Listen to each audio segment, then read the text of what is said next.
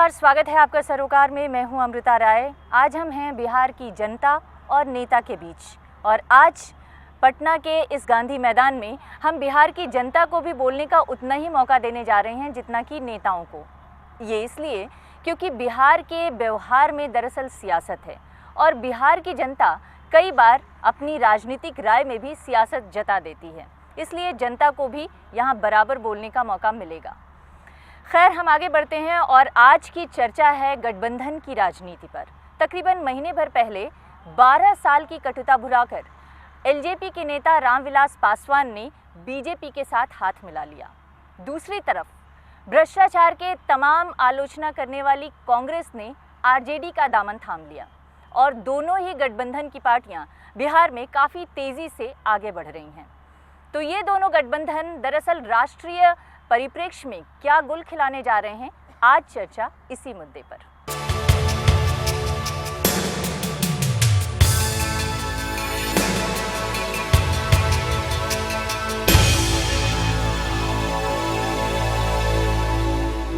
और आज इस चर्चा में शामिल होने के लिए हमारे साथ हैं कांग्रेस के नेता प्रेमचंद मिश्रा, आपका बहुत स्वागत है। हमारे साथ हैं बीजेपी के नेता प्रेम रंजन पटेल, आपका भी स्वागत है।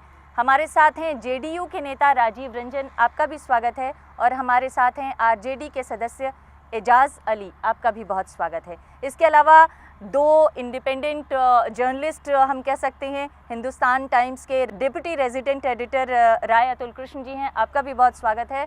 और बीबीसी के पूर्व ब्रॉडकास्टर और सीनियर जर्नलिस्ट मणिकांत ठाकुर हमारे साथ हैं। आप सभी लोगों से इस चर्चा को तो करेंगे ही साथ अपनी चर्चा में पटना की जनता को भी बखूबी हम शामिल करना चाहेंगे। तो आप सभी का बहुत बहुत स्वागत है इस चर्चा में। तो चर्चा की शुरुआत मैं प्रेम रंजन जी आप ही से करती हूँ। बीजेपी का काफ़ी जोर है, बीजेपी दावा कर रही है कि न सिर्फ देश में बल्कि बिहार में भी उसकी लहर है, मोदी जी की लहर है। गठबंधन की राजनीति को लेकर आप लोगों की समझ क्या है, धारणा क्या है?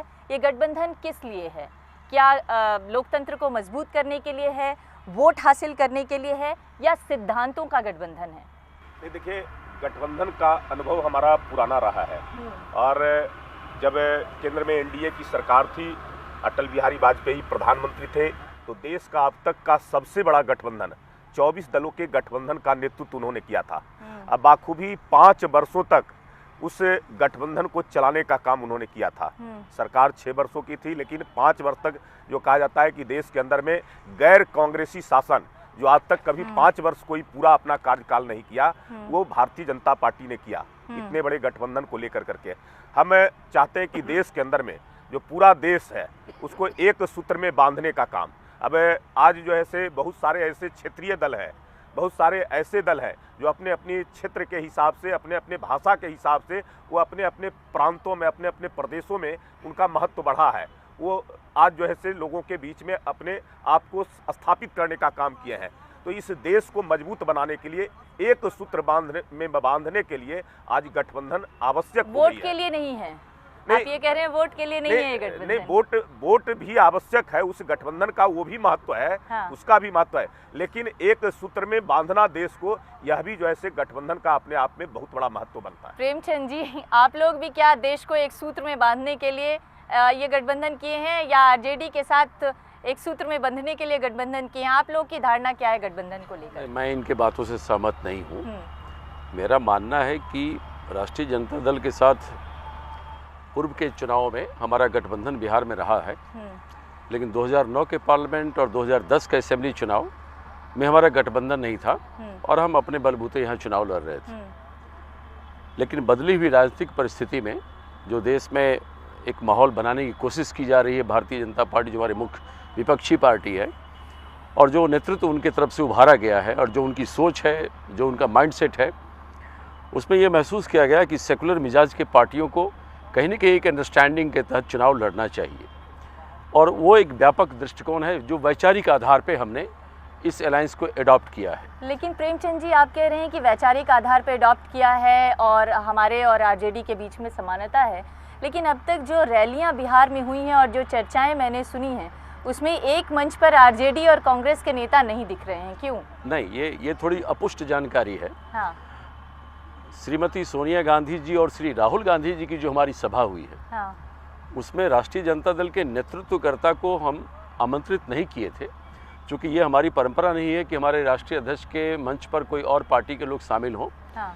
लेकिन गठबंधन के जो हमारे उस इलाके के उम्मीदवार रहे हैं, जैसे ससाराम की सभा में राष्ट्रीय जनता दल की प्रत्याशी कांति सिंह जी थी, और राहुल जी की सभा औरंगाबाद में, वहाँ लोकल आरजेडी का नेतृत्व है, लोकल डिस्ट्रिक्ट प्रेसिडेंट, पूर्व विधायक लोग, वो लोग थे मंच पे। तो एक कंप्लीट अंडरस्टैंडिंग से हम इलेक्शन लड़ रहे हैं, और व्यापक उद्देश्य ये है हमें कम्युनल फोर्सेस को यहाँ रोकना है, क्योंकि जिस लाइन की राजनीति बिहार में बीजेपी ने की है और जो राष्ट्रीय स्तर पर इनका माइंडसेट काम कर रहा है, उसमें ये समय का तकाजा है कि हम ऐसे लोगों को एकजुट करें। और बिहार में जो इनका गठबंधन है, जिसकी ओर आपने इशारा किया था, जिसका जवाब ये नहीं दे पाए, रामविलास जी लगभग 12 सालों तक लगातार इनकी आलोचना कर रहे थे, और श्रीमान नरेंद्र मोदी के लेकर तो काफ़ी आक्रामक थे वो हाल फिलहाल तक। अब क्या एकाएक हुआ कि उन्होंने यू टर्न लिया और उसी नरेंद्र मोदी के नेतृत्व में शामिल हो गए, और जो उम्मीदवार उनके तरफ से आए हैं और जो बाकी लोग इनके पार्टी में आए हैं, एक बड़ा प्रश्न बिहार के मतदाताओं के समक्ष में भी है। मतदाताओं के समक्ष जो प्रश्न है वो सीधे मतदाता करेंगे तो अच्छा होगा, लेकिन मैं एजाज साहब आपको शामिल करना चाहती हूँ। आपने कहा कि बड़ी अंडरस्टैंडिंग है दोनों पार्टियों के बीच में, और एक कॉमन अंडरस्टैंडिंग के तहत हमने आरजेडी के साथ गठबंधन किया है। वो अंडरस्टैंडिंग क्या है? क्या आपका मतदाता उन्हें और उनका मतदाता आपको बराबर सहयोग करेगा वोट में? देखिए, गठबंधन तो अभी देश की मजबूरी है, और ये मजबूरी राष्ट्रीय पार्टियों ने ही पैदा किया है। राष्ट्रीय पार्टियों का शुरू में तो राज रहा स्टेट्स में, आखिर जो क्षेत्रीय पार्टियां उभरी उसकी वजह तो यही हुई ना कि राष्ट्रीय पार्टियां स्टेट में परफॉर्मेंस अच्छा नहीं कर सकी। कमी को देखते हुए क्षेत्रीय दल उठे। अब क्षेत्रीय दल उठे हैं तो गठबंधन तो होना ही है। जहाँ तक सवाल है कांग्रेस से गठबंधन का, अभी जिस तरह से वेव पूरे मुल्क में फैलाया जा रहा है, सेकुलरिज्म कम्युनलिज्म, यही तो मुद्दा बच गया और तो कोई मुद्दा बचा नहीं है। तो ऐसी स्थिति में सेकुलरिज्म के बुनियाद को बचाने के लिए ये गठबंधन है। सही बात तो यही है, और इसमें हम लोग ये महसूस कर रहे हैं कि दोनों तरफ के मतदाता और दोनों तरफ का जो सोशल ग्रुप्स है वो एकजुट है इस वक्त। लेकिन ये बात तय है कि सेकुलरिज्म को बचाने के लिए हम लोग का जो गठबंधन है, इसकी ज़रूरत इसलिए भी है, इसलिए कि संविधान हमारा बहुत खूबसूरत बना हुआ है। नहीं, लेकिन बात यह है कि आपकी भी पार्टी जेडीयू भी सेकुलरिज्म को बचाने की लड़ाई लड़ रही है। आप भी कहते हैं कि आप सेकुलरिज्म को बचाने की लड़ाई लड़ रहे हैं। मतदाता किसके पक्ष में जाएगा? आपके पक्ष में जाएगा कि उनके पक्ष में जाएगा? ये गठबंधन क्यों है? क्योंकि आप तो बिना गठबंधन के चुनाव लड़ रहे हैं, आप गठबंधन के साथ चुनाव लड़ रहे हैं। उनका भी छोटा गठबंधन है। हाँ। सीपी लेफ्टों के साथ है। हाँ। देखिए, सेकुलरिज्म के मामले में लालू यादव को आप किनारे नहीं कर सकते किसी मामले में, दूसरी तरफ नीतीश कुमार साहब भी हैं, वो भी सेकुलर क्रेडेंशियल के ही रहे हैं, लेकिन पिछले 17 साल से तो वो बीजेपी के साथ हैं, नंबर एक। दूसरी चीज़ है कि उनकी जो एक्टिविटी अभी पाई गई बिहार में, ख़ास करके 2010 के बाद, आप खानकाहों में जाते हैं, चादर बिछाते हैं, मज़ार पर चादर बिछाते हैं जाकर, लालू जी भी यही करते थे। लेकिन आप साथ साथ में पूरे बिहार में आरएसएस का जाल भी बिछा दिया आपने। दूसरी चीज़ देखिए, आप हज यात्रियों के बीच जाते हैं, उनसे सलाम दुआ करना, लालू जी भी जाते थे, ये भी जाते हैं, रामविलास पासवान भी जाते थे।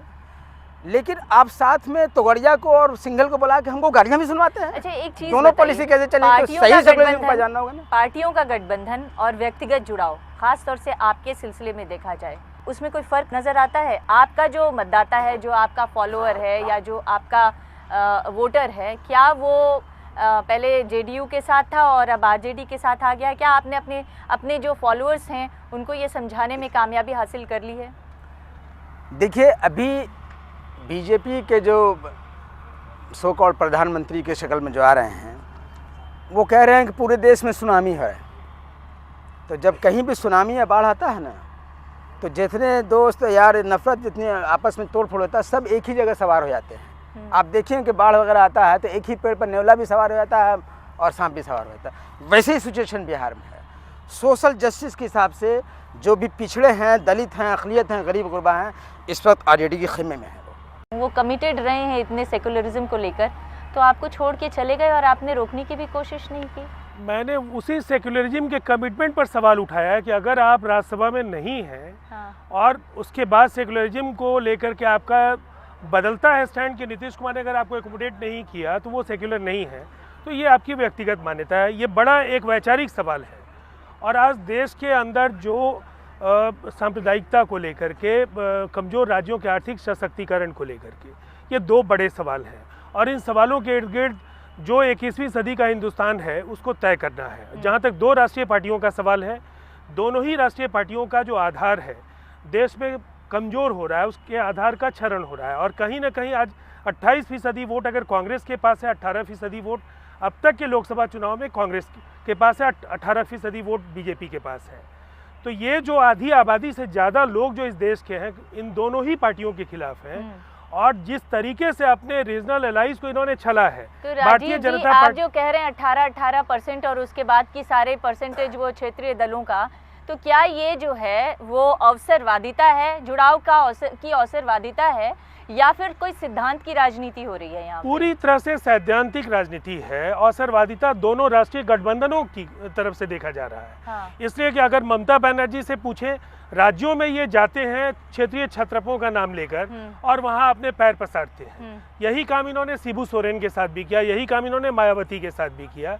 भारतीय जनता पार्टी के साथ नवीन पटनायक ने भी काम किया, आप उनके अनुभव को भी देख लीजिए। और दूसरी तरफ कांग्रेस ने जिस तरीके से डीएमके से लेकर के एक लंबी फहरिस्त है, अपने क्षेत्रीय जो उनके सहयोगी हैं उसमें एनसीपी भी शामिल है। समय समय पर किस तरह से सीबीआई का इस्तेमाल करना, प्रबंधन अपने तरीके से फ्लोर मैनेजमेंट जो भी वो करते रहे हैं, इससे अलग हट करके भी ये देश है। आप व्यवहारिक बातें बता रहे हैं, मैं थोड़ा सैद्धांतिक सवाल उठा रही हूँ। अतुल जी, मैं आपको शामिल करना चाहती हूँ। जो सैद्धांतिक सवाल है वो ये है कि जो कल तक दलित मतदाता था, अगर हम रामविलास पासवान और बीजेपी के गठबंधन की बात करें, जो 4% का उनका पासवान मतदाता था, क्या पासवान जी के हाथ मिलाने से बीजेपी में वो मतदाता का मूड भी बदल जाएगा?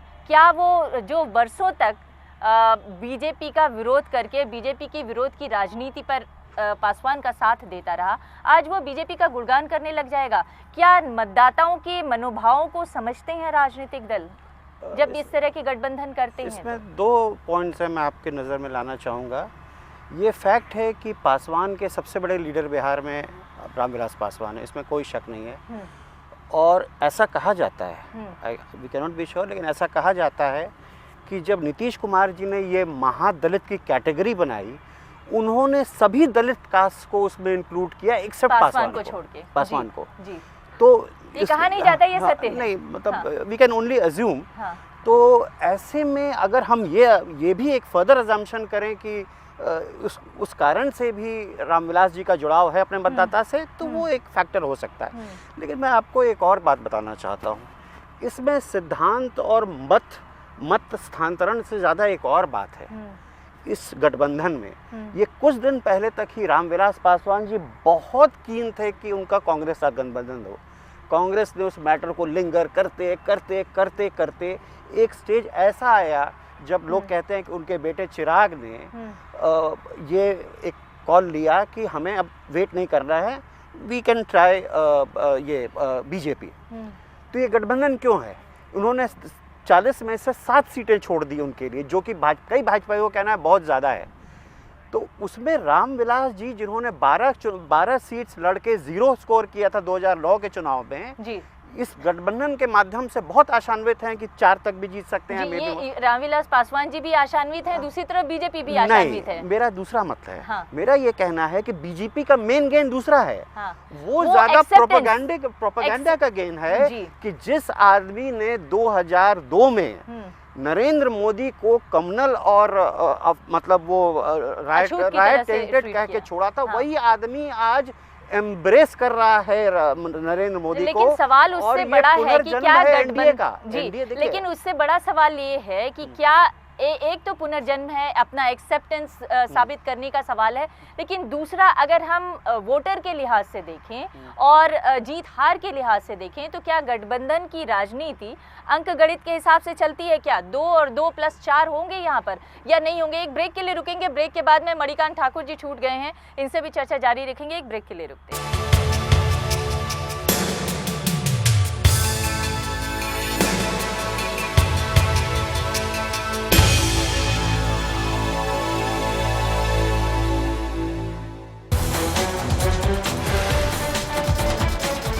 मणिकांत जी, ये जो गठबंधन की राजनीति है, जिसमें सिद्धांत भी हैं, जिसमें हमारे लोकतंत्र की मजबूती का भी सवाल है, लेकिन उसके साथ साथ एक स्थायी सुनिश्चित फैसले लेने वाली सरकार का भी असर है, सवाल है। क्या गठबंधन की राजनीति वाकई, जो हमने जहां पर ख़त्म किया था वहीं से शुरुआत करना चाहूँगी, कि गठबंधन की राजनीति अंकगणित के हिसाब से चलती है, या फिर यहाँ पर कुछ मतदाताओं के मूड के हिसाब से भी फैसले हो सकते हैं? देखिए, ये निश्चित है कि ना तो विचारधारा, ना ही सिद्धांत, ना ही नैतिक मूल्य, ये सब कोई मायने नहीं रखता। जब गठबंधन करना चाहते हैं तो ये सब तिलांजलि दे देते हैं और उसके बाद भी गठबंधन होता है। और गठबंधन का टूटना और जुड़ना बिहार में हाल में आपने देखा है, 2 प्रमुख उदाहरण हैं कि एक बड़ा गठबंधन, मजबूत गठबंधन किस तरह टूटा 17 साल बाद। 17 साल बाद। तो ये गठबंधन टूटा, इसके पीछे किस तरह का सिद्धांत था तो ये देखा, और लेकिन बताया गया कि एक सिद्धांत के आधार पर ये टूटा। लेकिन वहाँ आक्षेप ये भी हुआ और जो चर्चा में रहा कि नहीं, महत्वाकांक्षा की वजह से वो टूटा। और भारतीय जनता पार्टी का तो सीधे आरोप है कि प्रधानमंत्री पद पाने की महत्वाकांक्षा ने नीतीश कुमार को गठबंधन तोड़ने के लिए विवश किया। ये बात जो भी, अगर इसमें आंशिक सत्यता भी हो, तब भी गठबंधन का क्या होता है, यहाँ किस तरह से स्वार्थ का गठबंधन, वोट बैंक का गठबंधन, निजी मंशा का गठबंधन, ये सारा कुछ काम करता है। इसलिए मेरे ख्याल में अब क्या वजह है कि चुनाव के समय में ही धर्मनिरपेक्षता की बात ज़्यादा होती है, सेकुलरिज्म की बात ज़्यादा होती है। जिनके बारे में ये कहा जाता था कि वो कभी भी जुड़ नहीं सकते ऐसे गठबंधन, इस तरह के दल से, वो जुड़ गए। और वही नहीं जुड़े, उसके बाद भी राष्ट्रीय जनता दल से भी एक बड़े नेता जुड़ गए, वहाँ गए। तो अब तो साफ दिखता है, लोगों को बेवकूफ़ नहीं बनाया जा सकता कि क्या चीज़, क्या वो वजह काम करती है उसके पीछे। नीतीश जी ने यहाँ जो महादलित बनाया था, माइनस पासवान कम्युनिटी, ये ग्राउंड रियलिटीज़ है जो इस चुनाव में काम करेगा। आप जो कह रहे हैं कि 2+2 4 होगा कि नहीं होगा, वो नहीं होगा, क्योंकि पासवान कम्युनिटी को जिस गवर्नमेंट ने साइडलाइन किया, कॉर्नर किया, उसमें बीजेपी और जेडीयू दोनों साथ थे। और उसी बीजेपी से रामविलास जी ने हाथ मिलाया है, जिस बीजेपी की गवर्नमेंट रहते हुए पासवान कम्युनिटी को बिहार में दरकिनार किया गया और महादलित बना के एक नई पॉलिटिक्स की गई। इसका मतलब आप ये कह रहे हैं कि 2 और 2 4 नहीं होने वाला ये है। वर्कआउट नहीं होगा, क्योंकि पासवान कम्युनिटी इस चीज़ को जानता है बिहार में कि नीतीश कुमार और बीजेपी दोनों की जो मिलीजुली सरकार जब चल रही थी, उस समय पासवान कम्युनिटी को साइडलाइन किया गया था पॉलिटिकल इंटरेस्ट के लिए। तो वो गठबंधन के बारे में बिहार की जनता क्या सोचती है? जी, मैं यहाँ बैठे हुए जदयू के माननीय राजीव रंजन जी से यह सवाल पूछना चाहूँगा। यहाँ सेकुलर की बात हो रही है, एंटी सेकुलर और सेकुलर पार्टियों की बात हो रही है, और उसके आधार पर अभी 17 साल पुराना गठबंधन तोड़ा गया। तो मैं यह पूछना चाहता हूँ कि यहाँ 17 साल पहले तक बीजेपी सेकुलर थी, और आज 17 साल बाद जब लोकसभा चुनाव का समय आया, उसके कुछ 6 महीने पहले तक बीजेपी सेकुलर थी और अब जो है वो ऐसे हो गई है। क्यों? ये 17 वर्षों पहले जब ये गठबंधन हुआ था तो अटल बिहारी वाजपेयी जी का एक विराट व्यक्तित्व था, और देश में जो असहमति के 3 सवाल थे जिनको चिन्हित हमने किया, और नेशनल एजेंडा ऑन गवर्नेंस में उसमें उन 3 सवालों को हमने शामिल किया।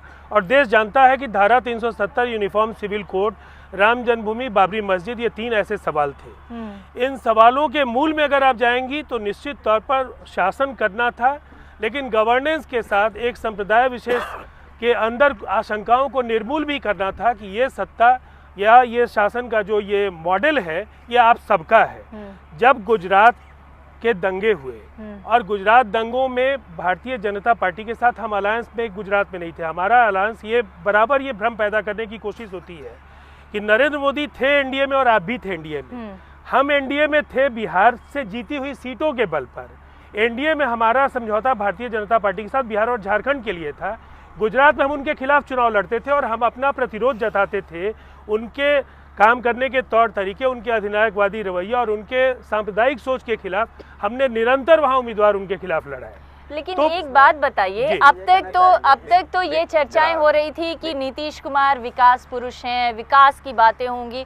आज अचानक जो है बिहार में सांप्रदायिकता का मुद्दा इतना बड़ा हो गया कि विकास की बात एक तरह से कहें पीछे छूट गई। नहीं, ये विकास, देखिए मैं आपसे एक आग्रह करूंगा, क्योंकि आपने देश के कई बड़ी बहसों का संचालन किया है, आपकी टिप्पणी महत्वपूर्ण है इसलिए कि आप एंकर हैं।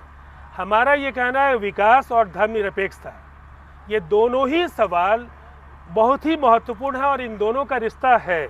अगर अमन चैन होगा, भरोसा होगा देश के सभी समुदायों का, निश्चित तौर पर उस विकास का फ़ायदा देश के तमाम संप्रदायों और तमाम सामाजिक समूहों को मिलेगा। और इसीलिए हम इंक्लूसिव ग्रोथ की बात अगर करते हैं, हम रूल ऑफ लॉ की बात अगर करते हैं, हम अगर फिस्कल फेडरलिज्म की बात करते हैं, डिवोल्यूशन ऑफ फंड की बात अगर करते हैं, तो निश्चित तौर पर आप विकास ये जो मुद्दे गिना रहे हैं, इस मुद्दों के आधार पे लगता है कि यहाँ बिहार की बैठी हुई जनता आप लोग को वोट दे देगी। बिल्कुल, क्या आपको ये इनके भविष्य से जुड़ा सवाल है कि बीजेपी का साथ छोड़ दिया इसका नुकसान हो जाएगा? देखिए, अगर वो ताली बजाने वाले नारों के बल पर देश में अगर कोई हुकूमत बनने वाली है, उसकी बुनियाद बहुत खोखली होगी।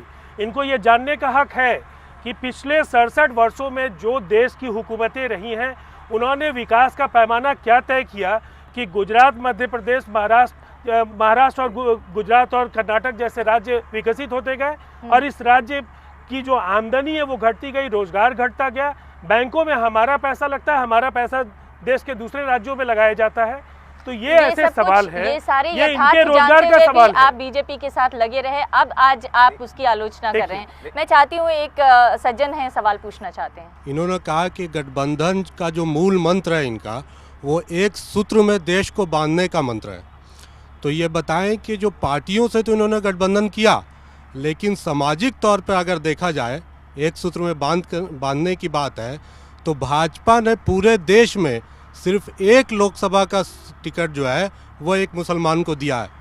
तो ये कैसा एक सूत्र में ये बांध रहे हैं, ये हम जानना चाहते हैं। पटेल जी, देखिए ऐसी बात नहीं है कि मुसलमानों को, अब केवल बिहार में हमारे गठबंधन से 2 मुसलमान चुनाव लड़ रहे हैं और आज जिस प्रकार से जो है से कहा जा रहा है सेकुलरिज्म का जो है से बात की जा रही है, तो ये तो केवल जो है से नारा के रूप में है, कोई मुद्दा नहीं। लोकसभा में हमारे 2 उम्मीदवार हैं। नेता को बिहार के एक नेता साबिर अली को लेते लेते आप लोगों ने मना कर दिया। नहीं, साबिर अली को हम लोगों ने नहीं लिया। साबिर अली को जो लिया गया था, और जब हमारे लोग साबिर अली को लिया गया, उसके बाद पार्टी के अंदर में जब उस पर विवाद हुई, तो उसके बाद उनके जो है से सदस्यता को जो है से किया गया कि जो ऐसे अभी रोका जाए और जब उसकी जो ऐसे पूरी सत्यता की जांच हो जाएगी तब फिर हम उनको वापस करेंगे। लेकिन जहां आप सवाल कर रहे हैं सेकुलरिज्म का मामला है, तो ये केवल जो है सेकुलरिज्म आज कोई जो है देश के अंदर में कोई मुद्दा नहीं रह गया है। जिस प्रकार से जदयू 2002 में गोधरा कांड के कारण जो है रामविलास जी हमसे अलग हुए थे, उसमें मंत्रिमंडल में अटल जी के मंत्रिमंडल में थे, लेकिन 2002-3 में नीतीश कुमार जी रेल मंत्री रहते हुए उसी गुजरात के अंदर में जाते हैं, नरेंद्र मोदी के साथ सभा करते हैं और उसमें नरेंद्र मोदी के बारे में वो चर्चा करते हैं, कहते हैं कि किसी एक घटना से किसी राज्य और व्यक्ति को बदनाम नहीं किया जा सकता है। नरेंद्र मोदी अच्छे व्यक्ति हैं, गुजरात के अंदर में विकास कर रहे हैं। नरेंद्र मोदी आइए देश का नेतृत्व कीजिए, हम सब लोग आपके साथ चलेंगे। तो हम सेकुलर थे, केवल अपने लाभ के लिए फायदे के लिए, ऐसा मणिकांत जी ने कहा, रामविलास जी को मलाईदार मंत्रालय नहीं मिला था इसलिए उन्होंने इस्तीफा किया था। आज जो है से खड़ा किया जाता है। जो सवाल था उनका सवाल ये था कि आप एक सूत्र में, देश को एक सूत्र में बांधने की बात कर रहे हैं, वो एक सूत्र तो दिख नहीं रहा। जो नरेंद्र मोदी ये कह रहे हैं कि पूरे देश में जो है बीजेपी का लहर है, बीजेपी का अगर लहर होता तो 2-2 जगह से चुनाव क्यों लड़ रहे हैं, और जनता पे फिर ये बोझ जाएगा। और रामविलास पासवान जी सिर्फ स्वार्थ के लिए जो है अभी आपके साथ गठबंधन किए हैं, उनको तो जो है जब रेल में फेल हो गए तो उन्होंने रिजाइन दे दिया।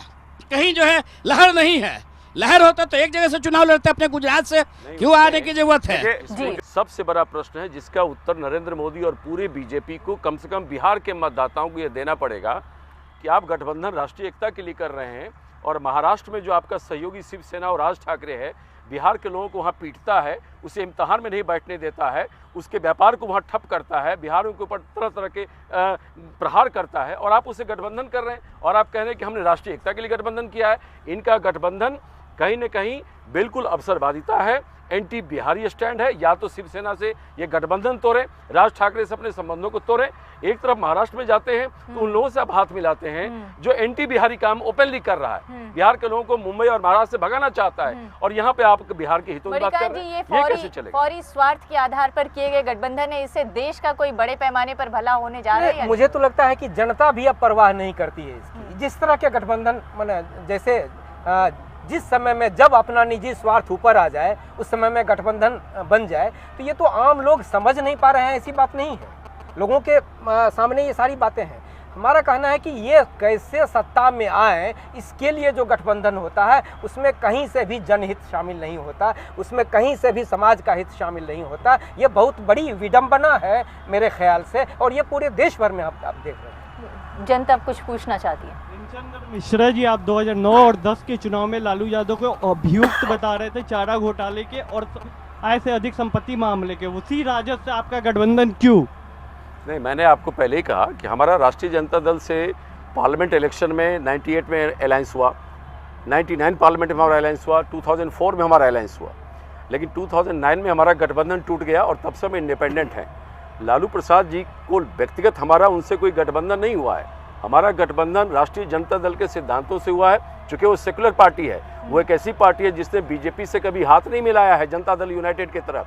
जो पार्टी बिहार में 17 साल तक बीजेपी को फलने फूलने का मौका दिया और बिहार में आरएसएस के एजेंडा पर नीतीश कुमार काम करते रह गए। सहयोगी दल के चुनाव चिन्ह पर दस्तखत लालू प्रसाद जी के ही हो रहे हैं। विचारधारा से किया है और सेकुलर पार्टियों को, सेकुलर ताकतों के एकजुटता के लिए किया।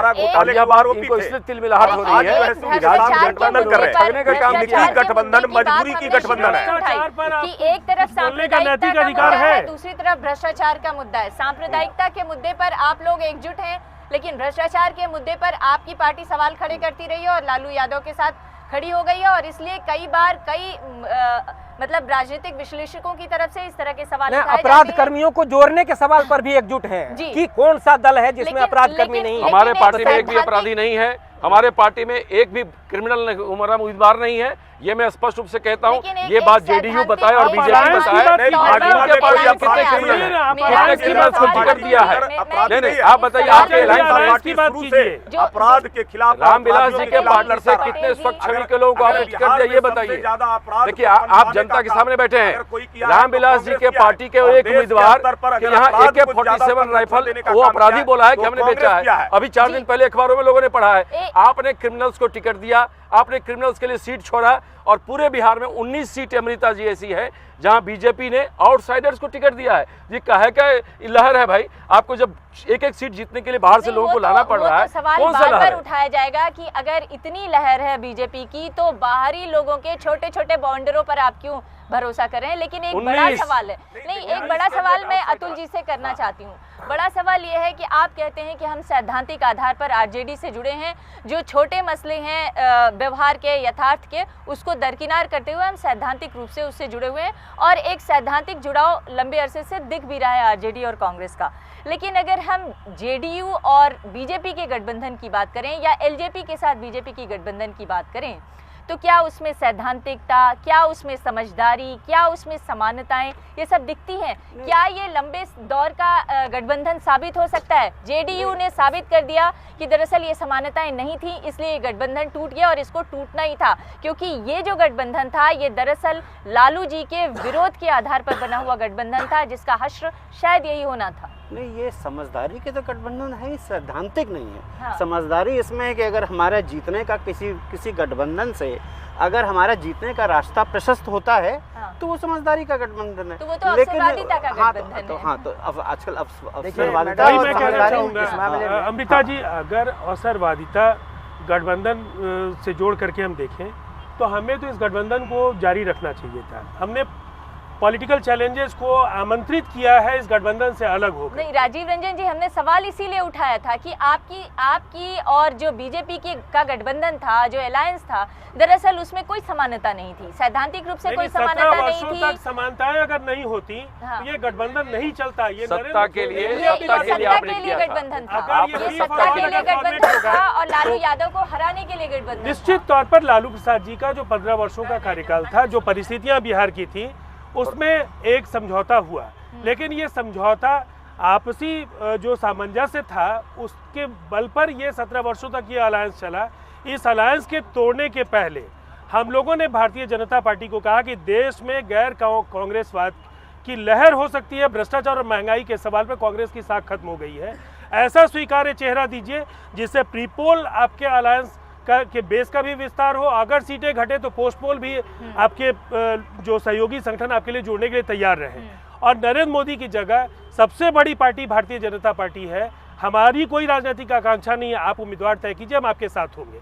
भारतीय जनता पार्टी ने गैर कांग्रेसवाद की अवधारणा को समाप्त करने की पहल की, केवल इसलिए कि उनको नरेंद्र मोदी को देश के सामने आप लोग जो दावे कर रहे हैं उस पर जनता कितना विश्वास करती है, आप सवाल करना चाहते हैं? राष्ट्रीय पार्टी पूरे हिंदुस्तान में अब कोई नहीं है। एक बड़ी क्षेत्रीय पार्टी कांग्रेस है, एक बड़ी क्षेत्रीय पार्टी भारतीय जनता पार्टी है, और उसी तरीके से बसपा और अन्य जो क्षेत्रीय पार्टियां हैं ये छोटी छोटी पार्टियां हैं, क्षेत्रीय पार्टियां हैं, कोई राष्ट्रीय पार्टी नहीं है। तो इसका मतलब अब गठबंधन अनिवार्य शर्त हो गया है, अपरिहार्य हो गया है देश की राजनीति में। एक ब्रेक के लिए रुकेंगे, ब्रेक के बाद आपके सवाल का जवाब मैं मणिकांत ठाकुर से और अतुल जी से लूंगी। एक ब्रेक के लिए रुकते हैं।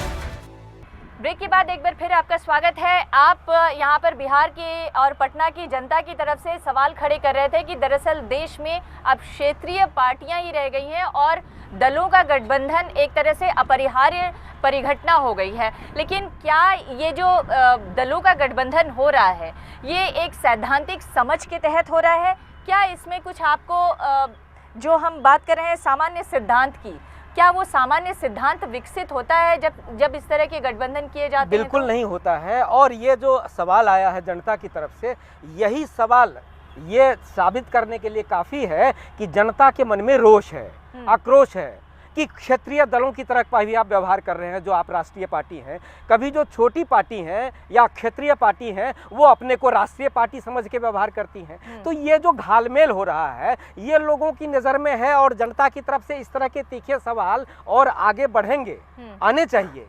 और यही दिखाता है कि किस तरह दलों ने गठबंधन करने में जिस तरह से तिलांजलि दी है, ताक पर रख दिया है सिद्धांतों को, विचारधारा को, नैतिकता को, ये उनको इसका जवाब देना होगा। लेकिन दुर्भाग्य ये भी है कि हम जातीयता में बटे हुए, क्षेत्र में बटे हुए, धर्मों के आधार पर बटे हुए लोग, उनको तरजीह इस तरह से मिल जाती है, उनका जो ये छद्म है, उनका जो ये अवगुण है वो छिप जाता है, इसलिए कि हम भी बट जाते हैं। और ये हमारा बटना जो है ये भी एक दुर्भाग्यजनक स्थिति है। ये जो राजनीतिक दल हैं या हमारे जो बटे हुए मानस हैं उसका फ़ायदा उठा ले जाते हैं? क्या ये हमारे समाज का भी कुछ अवगुण है, या फिर एक तरह से हम ये कह सकते हैं कि ये जो राजनीतिक दल चुनाव पूर्व समझौते करते हैं, गठबंधन करते हैं, कम से कम जनता को ये पता होता है कि इस राजनीतिक दल का इस संगठन के साथ या इस पार्टी के साथ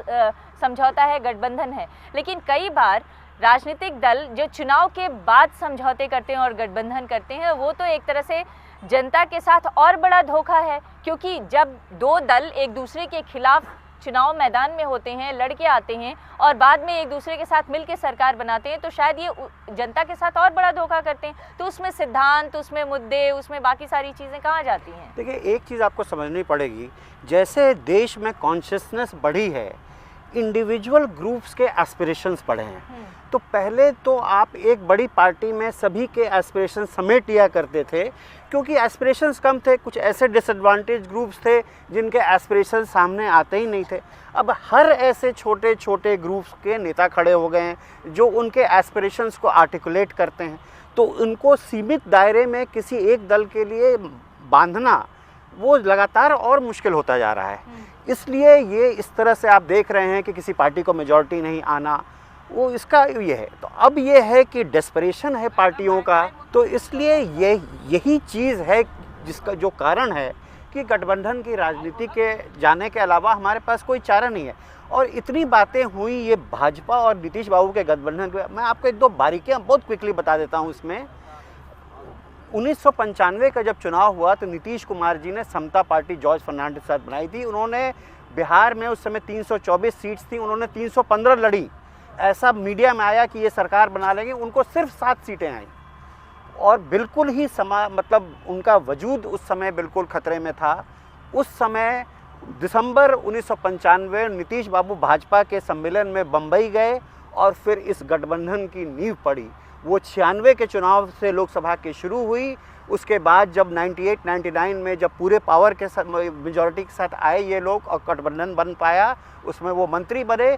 2002 के चुनाव में एडवाणी जी ने नीतीश कुमार को प्रोजेक्ट किया एज चीफ मिनिस्टर इस गठबंधन का, जबकि उस समय तक बिहार का विभाजन नहीं हुआ था और भाजपा की मेजॉरिटी थी विधायकों की जी। तो इस तरह से ये गठबंधन बना। फिर वो चुनाव हुए 2005 में, फरवरी का चुनाव, उसमें भी मेजॉरिटी नहीं आई। फिर नवंबर में चुनाव हुआ, तब इस गठबंधन को ये आई। तो नीतीश बाबू, एक मिनट जरा, नीतीश बाबू कभी भी उन्होंने वेवर नहीं किया प्रिंसिपल से, सेकुलर प्रिंसिपल पर वो कायम रहे। लेकिन अब बीजेपी को उनकी ज़रूरत इसलिए थी कि लालू यादव को बिना नीतीश और बीजेपी साथ आए हुए वो लालू यादव को 14 साल तक नहीं डिगा पाए थे और आगे भी नहीं डिगा पाते। तो ये जो है ये total consolidation of anti Lalu vote था। आप देखिए इस इलेक्शन में क्या हो रहा है। फर्स्ट टाइम दैट जिस कंसोलिडेशन ने इनको सत्ता में लाया वो बिखर गया है। और मैं बिल्कुल भी सरप्राइज नहीं होऊंगा अगर लालू यादव इस चुनाव में, मतलब जो लोग आकलन कर रहे हैं उससे ज़्यादा अच्छा अगर वो परफॉर्मेंस करें, I will not be surprised at all. क्योंकि नीतीश और बीजेपी का गठबंधन टूट चुका है। लेकिन बीजेपी के बहुत सारे विश्लेषक हैं, उनको ऐसा लग रहा है कि दरअसल नीतीश के साथ गठबंधन टूटने का कोई असर नहीं हुआ, क्योंकि पासवान हमारे साथ आ गए और मोदी जी की लहर है, तो हम पहले से ज्यादा अच्छा परफॉर्म कर पाएंगे। मोदी की लहर की बात उसी पर ही, उसी के बिना पर ये एक्सपेक्टेशन है। ये सिक्का चल भी सकता है, ये सिक्का उतना हो सकता है उतना नहीं चले जितना लोग उम्मीद लगाए हुए हैं। जी मैं चाहती हूँ आप सवाल पूछें। जी रामकृपाल यादव 10 दिन पहले इतने गाली देते थे नरेंद्र मोदी को और उनको कहते थे कि ये सांप्रदायिक है, और आज आ गए तो उन्हीं का गुणगान गा रहे हैं। तो इन लोग का वैचारिक कुछ है, विचार है, या ये लोग जनता को बुद्धू बनाते हैं? ये लोग और जनता में हिंदू मुस्लिम जो है वो कुछ ही आदमी लड़ाते रहता है, लेकिन जो असली नागरिक है वो सभी शांति से रहना चाहते हैं और शांति से भाईचारे बनाए रखना चाहते हैं। आरजेडी के नेता आपके सवाल का जवाब दें। देखिए, इस बीच जब बातें हुई हैं उसमें एक चीज़ हम आपसे कहना चाहेंगे कि ये बात तो तय है कि बीजेपी को कॉमनल फोर्स माना गया है, ये तय है। कॉमनल फोर्स के साथ सेकुलर फोर्स का जुड़ना, इससे बड़ा पॉलिटिकल करप्शन कुछ हो ही नहीं सकता है। तो आप महसूस कीजिए रामकृपाल जी का नहीं, वो हम देखिए आपको बताते हैं, कॉमनल फोर्सेस को इस मुल्क में कभी पसंद नहीं किया गया, यहाँ की जनता ने कभी पसंद नहीं किया, लेकिन वो ऊपर आने के लिए इन लोगों के जैसे लोगों का सहारा लिया। आप देखिए कि मोरारजी देसाई के वक्त में जब जनसंघ और सब मिल के जब सरकार बनाए थे, उसमें सिर्फ एडवाणी साहब और वाजपेयी साहब 2 मेंबर थे उनके। और लेकिन उन लोगों की दोहरी जो सदस्य थी कि हम कॉमनल फोर्सेस जो ग्रुप है उनकी हमेशा दोहरी चाल होती है कि हम अपनी पॉलिसी पे भी अडिग रहेंगे और अपना पॉलिटिकल पावर भी हम बढ़ाएंगे, ये हमेशा उनके जहन में रहा है। लेकिन ये जो सोशलिस्ट ग्रुप लोग जो उस वक्त मिले उनके साथ कांग्रेस के खिलाफ में, वो लोग उस चीज़ को नहीं समझ सके, उदार हो जाते हैं, लचीला रुख अपनाने लगते हैं, कर लेते हैं और नतीजा है कि बढ़ावा देते हैं। तो एक तो ये हुआ कि जब दोहरी सदस्य पर, सुनिए ना, आप सुन तो लीजिए बात को पहले, आपकी बात हम तो सब बात सुन ही रहे हैं। दोहरी पॉलिसी का जब मामला हुआ कि जब आप आ ही गए जनता पार्टी में तो आज जनसंघ को छोड़ दीजिए, तो कहे इन लोगों की नहीं साहब वो हम नहीं छोड़ सकते हैं, और अल्टीमेटली सरकार गिर गई। तो ये उस वक्त तो इन लोगों को होशियार हो जाना चाहिए जो लोग एनडीए से मिल रहे हैं, अभी भी जो बीजेपी से मिलने की कोशिश करते हैं। दूसरा मर्तबा देखिए कि जब वीपी सिंह की सरकार बनी उस वक्त भी ये लोग सपोर्ट करके सरकार बनाए, लेकिन जब पॉलिसी की बात आई तो सरकार में भी हैं, सरकार का सपोर्ट भी कर रहे हैं और रथ भी निकाल रहे हैं अपनी पॉलिसी के तहत। तो ये जो दोहरी पॉलिसी उनकी है कि हम पावर में भी बढ़ेंगे और अपनी पॉलिसी को भी आगे बढ़ाएंगे, इनको नीतीश कुमार साहब को 17 साल पहले समझना चाहिए। नहीं, ये विश्वनाथ प्रताप सिंह तक आप चले गए हैं, वहाँ से तो लालू जी की यात्रा शुरू हुई है बतौर मुख्यमंत्री बिहार की। देखिए, लेकिन एक सवाल जो था कि आप लोग को जो चीज पहले समझनी चाहिए थी वो इतनी देर से क्यों समझ? आप अगर नीतीश कुमार साहब अभी भी मानते हैं कि समझ में आई या फिर भी कोई गुंजाइश है? अतुल जी ने मैडम 2 चीज कहना चाह रहे था कि नींव बहुत पहले पड़ी थी, इतनी जल्दी सवाल बहुत ही अहम है और इस सवाल पर कई बार कोशिश ये हुई है, चतुराई के साथ इस सवाल पर उलझाने की कोशिशें लगातार जारी है। अगर यही दृष्टिकोण है धर्मनिरपेक्षता को लेकर के लालू प्रसाद जी का, तो पहली बार पटना विश्वविद्यालय के अध्यक्ष वो विद्यार्थी परिषद के समर्थन से हुए, पहली बार मेंबर ऑफ पार्लियामेंट वो जनसंघ के मदद से हुए, पहली बार मुख्यमंत्री हुए वो भारतीय जनता पार्टी के सहयोग से। इसलिए उनकी इस यात्रा में भी भारतीय जनता पार्टी ने काफ़ी एक तरह से उनके किनारे खड़े होकर के उनकी मदद की। ये अलग बात है कि भारतीय जनता पार्टी का ये चेहरा है, जिसके साथ आते हैं उसका इस्तेमाल करते हैं और उसके बाद अपने फैलाव में लग जाते हैं। लेकिन ये मत बोलिए कि आप उससे बचे हुए हैं। हमारा ये कहना, देश को ये जानने का हक है कि इस तरह के लोग, अटल बिहारी वाजपेयी जी को कहीं ना कहीं इस देश में कांग्रेस के विकल्प के तौर पर एक ऐसे चेहरे की ज़रूरत थी देश को, जो सबको समेट सके, और अटल जी के साथ देश के ज़्यादातर राजनीतिक दल उस दौर में साथ आए। नरेंद्र मोदी से लेकर के भारतीय जनता पार्टी के बीच की जो यात्रा है, उसमें गांधीवादी समाजवाद से लेकर कई परिवर्तन भारतीय जनता पार्टी ने दिखावे के तौर पर दिखाए हैं। नरेंद्र मोदी चरम था उनके सांप्रदायिक राजनीति के तौर पर उनके चेहरे का इस्तेमाल, और वहाँ ये तय करना था पार्टी को कि देश बड़ा है या गठबंधन बड़ा है। हम लोगों ने गठबंधन को छोड़ने का फैसला। देखिए भाई, अटल बिहारी वाजपेयी साहब, हमारे पास वक्त की कमी है, मैं चाहती हूँ जनता को शामिल करें। एक ब्रेक के लिए रुकते हैं, ब्रेक के बाद लौटेंगे तो आप लोगों का ही सवाल जवाब होगा, मैं नहीं बोलूंगी। लेकिन एक सवाल है कि गठबंधन की राजनीति की आखिरी शर्त क्या हो, इसी सवाल के साथ हम छोड़ते हैं एक ब्रेक के लिए। ब्रेक के बाद लौटेंगे तो सीधे जनता के हाथ में माइक।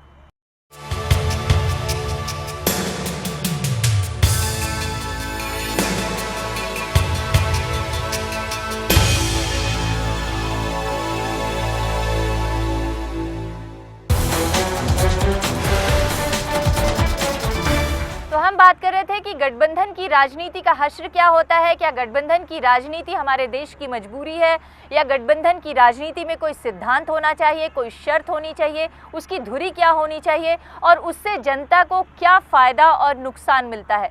बिहार की जनता हमारे साथ है, उसके मुद्दे इस गठबंधन की राजनीति को लेकर अलग अलग तरीके के हैं। मैं चाहती हूँ आप सवाल पूछें। अभी एक नारा कांग्रेस पार्टी का काफ़ी हिट हुआ है, कट्टर सोच नहीं युवा जोश। आपने इस सोच के तहत बिहार में कितने युवाओं को टिकट दिया? मैं जहां तक देखता हूं 70 और 78 साल के उम्मीदवार आपके कांग्रेस के बिहार में। हम यहाँ गठबंधन में हैं और हम सिर्फ 12 सीट पे लड़ रहे हैं। इस 12 सीट में 3 ऐसे उम्मीदवार हैं जो 40 साल के आसपास के उम्मीदवार, जिनको हम युवा कह सकते हैं। अगर हम सभी सीटों पर लड़ते तो इन चीज़ों को देखते। जो एक वाइटल प्रश्न उन्होंने उठाया था गठबंधन को लेकर, दल बदल को लेकर, मैं आपको बताऊं बिहार में जो परिस्थितियां इस बार के चुनाव में हम लोग देख रहे हैं, ये पहली बार है कि बीजेपी और जेडीयू दोनों पार्टियों में प्रायः लोग आ रहे हैं और उसी समय उनको टिकट दिया जा रहा है। दोनों पार्टियों ने लगभग 1.5 से दर्जन से 2 दर्जन तक ऐसे लोगों को टिकट दिया है जिनकी कोई वैचारिक प्रतिबद्धता टिकट मिलने के पहले तक उस पार्टी के प्रति नहीं थी। इसलिए बहुत वाइटल पॉइंट उन्होंने उठाया है। तो जो अवसरवादी लोग हैं, जो अपने फायदे के लिए दल बदल करते हैं या कहीं नहीं मिला तो वहाँ चले जाते हैं और उनको पार्टी टिकट दे रही है।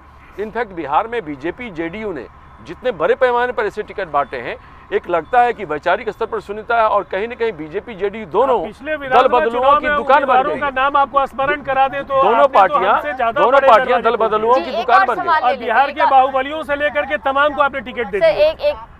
मेरा एक क्वेश्चन है, अभी इन्होंने बोला, इनके क्वेश्चन के उत्तर में उन्होंने बोला कि 40 साल के आसपास कि हमने युवाओं को टिकट दिया है। अगर 40 साल के आसपास के लोग युवा कहे जाएंगे तो 7 साल के उम्र के लोग को क्या कहा जाएगा? और 20 वर्ष के लोग कहाँ जाएंगे? 25 वर्ष का, जो 25 वर्ष से शुरुआत होता है लोकसभा में खड़ा होने का, 30 वर्ष, 25 वर्ष के लोग कहाँ जाएंगे? मैं आपकी बात से सहमत हूं, लेकिन क्या सभी लोग राजनीति में आना चाहते हैं या कुछ अपने पक्ष में भी राजनीति तो 40 साल वाले को दिया? एक बात मैम, जो राजनीति में आना चाहते हैं उनको क्या कांग्रेस में क्या युवा कार्यकर्ता नहीं रहे हैं? क्या कांग्रेस में युवा कार्यकर्ता नहीं रह गए हैं? जो मिश्रा जी अभी बोल रहे हैं कि 40 साल के आसपास के लोग युवा हैं, क्या 40 साल से नीचे के लोग अभी बच्चे रह गए हैं? मैंने 3 ऐसे उम्मीदवार दिए हैं 12 में जो 40 साल के आसपास हैं। क्या दूसरी पार्टियों ने ऐसा किया है? ये प्रश्न है। मैं आपकी बातों से सहमत हूँ। भारतीय जनता पार्टी ने अरे छोड़िए, आप दल बदलुओं की जमात है। देखिए मैं आपकी बात से सहमत हूँ। मैंने आप ही को नहीं बोला। बात ये है प्रेमचंद जी कि आप जब युवा जोश की बात करते हैं तो युवाओं के जोश का मुकाबला भी करना होगा, बिल्कुल। और उनके एस्पिरेशंस को कैटर करने का, पूरा करने का हौसला भी आप लोगों को दिखाना और होगा। मैं इसको स्वीकार करता हूँ, पूरे देश में कांग्रेस ही एकमात्र ऐसी पार्टी है जिसमें सबसे ज्यादा यंग लोगों को हमने टिकट दिया है, उम्मीदवार बनाया, उनको राजनीतिक भागीदारी में क्योंकि शामिल होने आपके का बुजुर्ग मौका दिया। नेता और आपके मंत्री तो चुनाव लड़ना ही नहीं चाहते हैं। जी।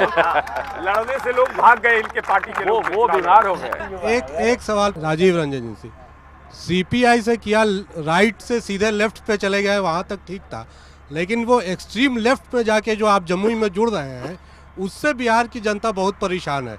इस पे आप अपनी पॉलिसी साफ करिए। बिल्कुल अफवाह है और उस पर हम लोगों ने सफाई दे दी है। बिल्कुल ही बेबुनियाद आरोप है। इनके चुनाव जीतने की स्थिति बन रही है वहाँ, और इसीलिए भयभीत होकर के उनकी लोकप्रियता से घबरा करके इस तरह के आरोप लगाए जा रहे हैं। उनका सार्वजनिक जीवन 1990 से वो बिहार विधानसभा और उसके बाद राज्य सरकार के मंत्री परिषद से लेकर के विधानमंडल सारे महत्वपूर्ण पदों पर है। बिल्कुल ही गलत और बेबुनियाद में कहा गया है कि नक्सलियों से उन्होंने वार्ता किया है चुनाव जीतने के लिए। आईबी के इनपुट्स जब आपके फायदे के लिए होते हैं तो आईबी के इनपुट्स को आप स्वीकार कर लेते हैं, और इनपुट्स अगर आपके फायदे के नहीं होते हैं तो वो अविश्वसनीय हो जाते हैं। पाकिस्तानी राज्य सरकार ने इन आशंका पूरे सबसे बड़ा सवाल ये है कि जीतने के लिए आप लोग जो भी हथकंडे अपना रहे हैं, लेकिन उस जीतने के तरीके से या आपके जीतने से इनकी सरकार में तो कांग्रेस का पूरा नेतृत्व की जनता को क्या फायदा मिलने जा रहा है। मैं इनसे छत्तीसगढ़ के इनके शासन के मॉडल के बारे में पूछूंगा। कांग्रेस का पूरा नेतृत्व नक्सलवादियों की बलि चढ़ गया, और वहाँ ये किसी नेता के नक्सल संगठनों से रिश्ते की बात करते हैं। आपने वहाँ क्या किया ये तो बताइए। आपने तो पुरस्कृत किया। मैं यहाँ की छत्तीसगढ़ से यहाँ पे आ जाते हैं, यहाँ की जनता क्या सोच रही है जी? हम प्रेमचंद मिश्रा जी से पूछना चाहते हैं कि 12 सीट पर जो इन्होंने बिहार में समझौता किया है, इनकी क्या मजबूरी थी? जो इंटरनेशनल पार्टी कहती है कांग्रेस और नेशनल पार्टी और या क्षेत्रीय दलों से 12 सीट पर समझौता किया है, इनकी क्या मजबूरियाँ रही? हमारी कोई मजबूरी नहीं थी। हम नरेंद्र मोदी और उनकी विचारधारा को परास्त करना चाहते हैं। उसके लिए हमने पहले भी कुर्बानियां दी हैं, आगे भी देंगे। इस देश को तोड़ने नहीं देना है। विद्वेष और जो आपसी भाईचारा को लोग तोड़ना चाहते हैं, खून खराबा की राजनीति करना चाहते हैं, गोधरा को पूरे देश में लाना चाहते हैं, हम ये नहीं चाहते। लेकिन भ्रष्टाचार प्लस भ्रष्टाचार ये स्क्वायर काफी कारगर स्क्वायर किया है। सेकुलर वोट एकजुट रहे और बीजेपी के वो साथी जो कल तक बीजेपी को बिहार में फलने फूलने का भटकाना चाहते हैं, आप दोनों इसमें बहस मत कीजिए। मैं चाहती हूँ जनता के मुद्दे जनता की तरफ से आए, जनता के मुद्दे जनता की तरफ से आए। जी सर, मेरा सवाल बीजेपी के लिए है। सर, आप यहाँ सारे भ्रष्टाचार की बात करते हैं, लालू जी करप्ट हैं, ये वो।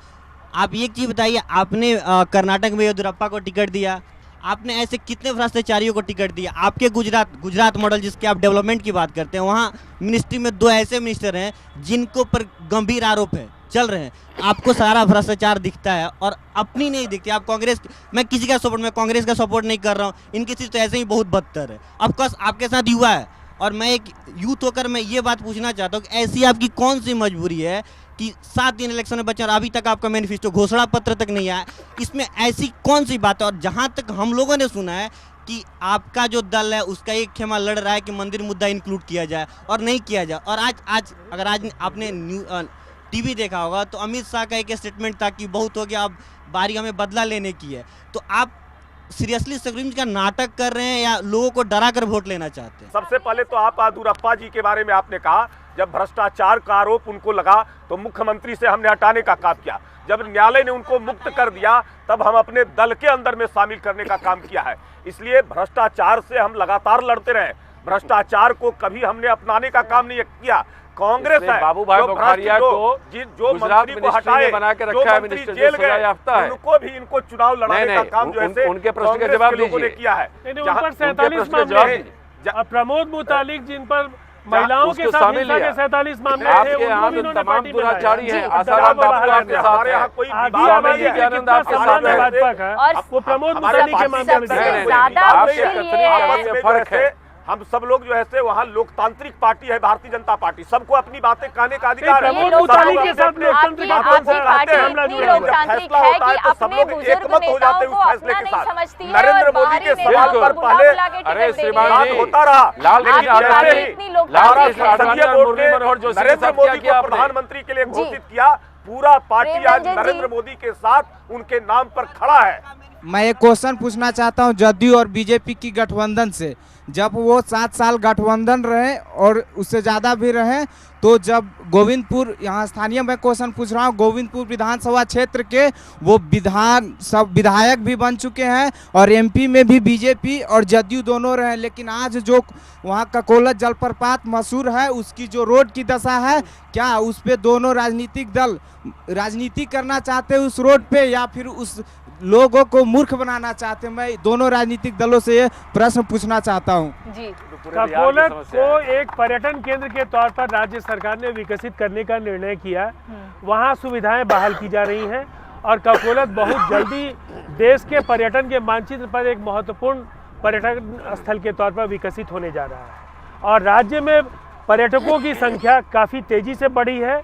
बोधगया से लेकर राजगीर से लेकर के जो बुद्धा सर्किट है, जैन सर्किट है, सूफी सर्किट है, ये सब राज्य सरकार ने विकसित किए हैं और इनके जरिए राज्य में लगातार पर्यटकों की संख्या में इजाफा हो रहा है और ककोलत भी एक महत्वपूर्ण पर्यटन केंद्र विकसित जी। हो रहा है। एक आखिरी सवाल अतुल जी मैं आपसे जानना चाहूँगी, ये तो तथ्य सामने है कि गठबंधन की राजनीति ही इस देश का एक तरह से हकीकत बन चुकी है, लेकिन उस गठबंधन की राजनीति में दबाव, सौदेबाजी, सिद्धांतहीनता, अर्थहीनता ये सब ना हावी हो जाए, उसके लिए क्या किए जाने की ज़रूरत है?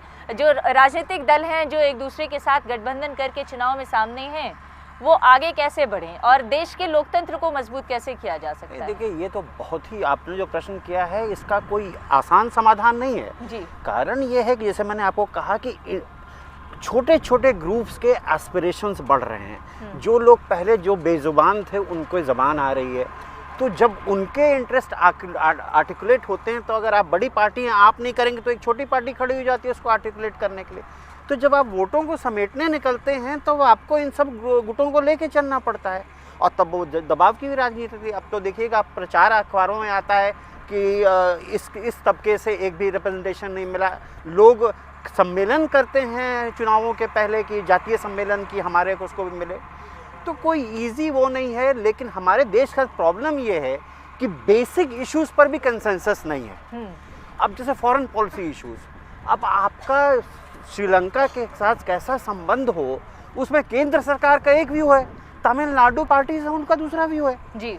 तो हमारा तो कहीं भी सहमति नहीं है। नहीं, न सिर्फ श्रीलंका के मसले पर, चाहे वो बांग्लादेश का मसला हो, चाहे वो न्यूक्लियर डील से जुड़ा हुआ मसला हो, चाहे और कई ऐसे मसले सामने आए हैं हाल के दिनों में, सर क्रीक का मसला हो, जिसको लेकर राज्यों की अलग राय और केंद्र की अलग राय देखने को मिलती है। लेकिन हमारे देश की एक राष्ट्रीय नीति तो होनी चाहिए। जब इस तरह की गठबंधन की सरकारें बनती हैं तो क्या वो दबाव में अपने हिसाब से फैसले करवाने लगती हैं जिसका राष्ट्रीय हित पर असर पड़ता है, और ऐसी परिस्थिति में वो कौन सा ऐसा केंद्र हो या कौन सी ऐसी विचारधारा हो, कौन सा ऐसा सिद्धांत हो जिसके तहत गठबंधन की राजनीति आगे बढ़े? क्योंकि अगर ये हकीकत बन चुकी है, हमारे देश की सामाजिक और राजनीतिक हकीकत बन चुकी है, तो फिर कोई तो सिद्धांत, कोई तो शर्त, कोई तो विचारधारा तय करनी होगी ना। देखिए, राष्ट्रीय हित के साथ भी अगर समझौता वाला संकट पैदा हो जाए, ये बहुत ही गंभीर बात है देश के लिए, और ये कभी कभी दिखने लगता है।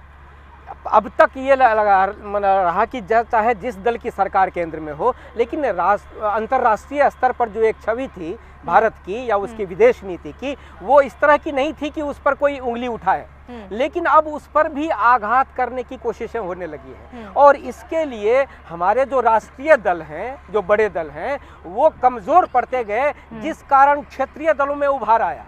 और क्षेत्रीय दल उनके कमज़ोर पड़ने के कारण जो ये आया है, तो ये जो संघीय ढांचा की बात कह के क्षेत्रीय दल भी तूफान मचाते हैं और राष्ट्रीय दल चुप हो जाते हैं। ये दोनों के बीच का जो विरोधाभास है, इसको दूर करने की ज़रूरत है जी। और मैं तो यही कहूँगी कि अगर हमारे देश के लिए अपरिहार्य हो चुका है गठबंधन की राजनीति, तो कम से कम गठबंधन करने वाले राजनीतिक दलों को तमाम जो राजनीतिक मर्यादाएं हैं, देश की हित का सवाल है, उस पर एकजुट होकर सोचना ज़रूर है और सौदेबाजी से बचना भी ज़रूरी है।